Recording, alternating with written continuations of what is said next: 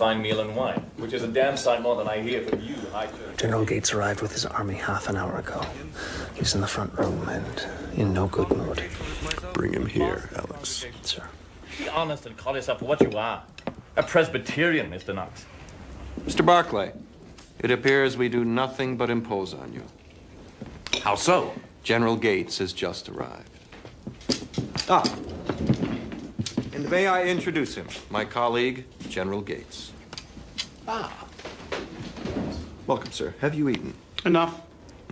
May we have the use of the room and table for the rest of this evening? Of course, General. Ladies?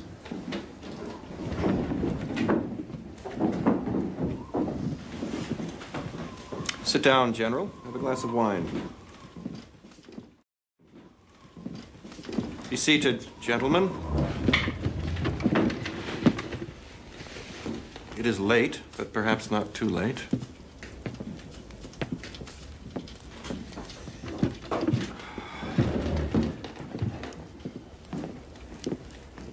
I would have had this meeting before, but I wanted to have General Gates here. I received this dispatch yesterday from the Continental Congress to His Excellency General Washington, Commander-in-Chief. The Congress, having come to the realization that Philadelphia cannot be defended, has removed to Baltimore. We leave you in full command with the power to make all decisions concerning the future of our struggle.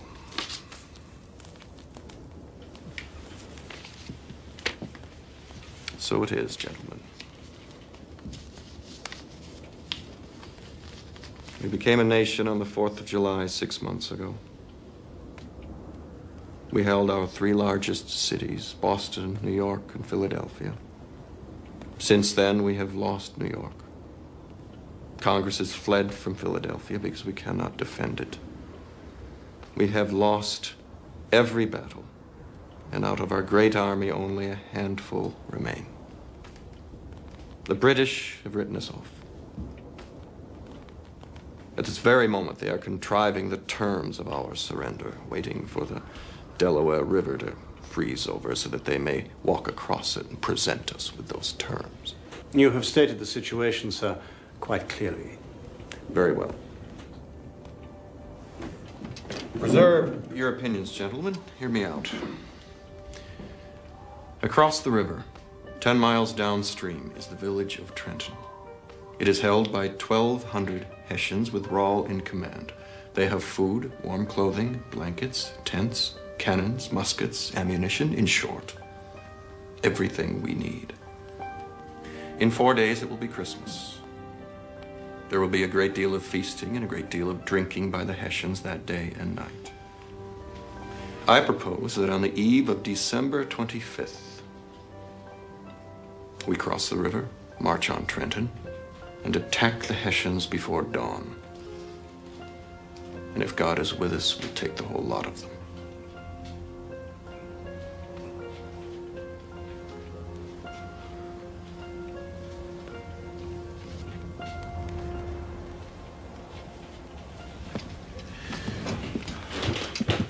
Well, sir, I waited for you to broach this.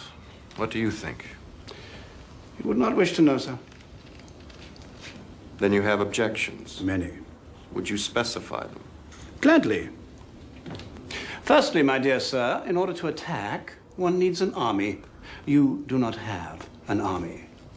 Secondly, in order to attack, one needs soldiers. Your men are not soldiers. Thirdly, your troops always go in one direction. To attack requires the other direction. Shall I continue? By all means. In 11 days' time, the enlistments run out. Your men will not attack a fly before then, and why should they? They need only sit tight and go home. Next, there is no way to cross the river and keep such a plan from the Hessians. They have spies everywhere. The crossing will take hours, and long before you reach the other shore, the Hessians will have their artillery on your boats. Those big Durham boats of yours make damn good targets. Even a Yankee gunner couldn't miss them.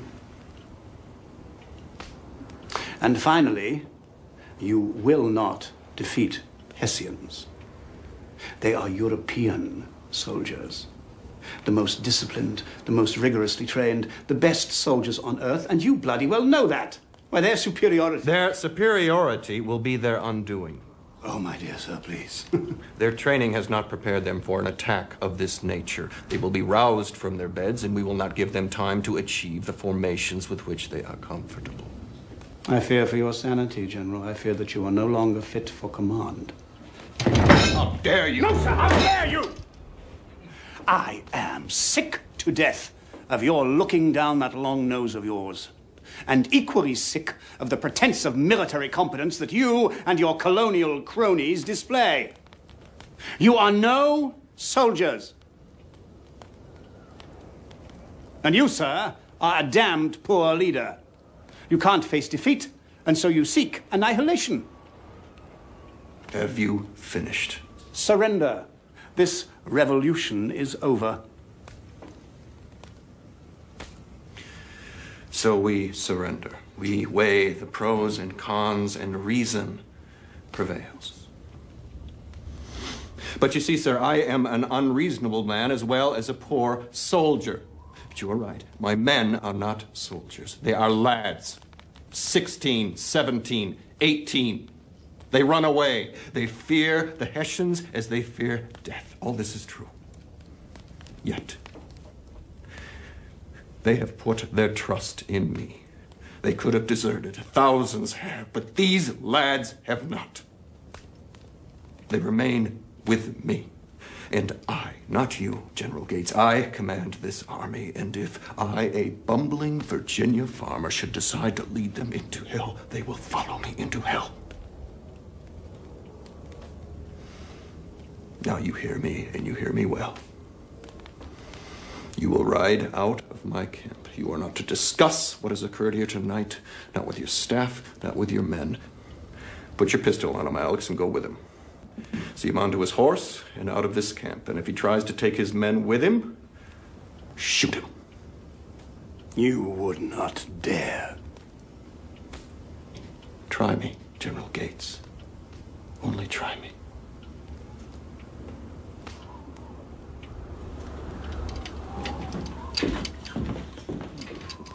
Go with him, Alex, but come back quickly. We have much to do.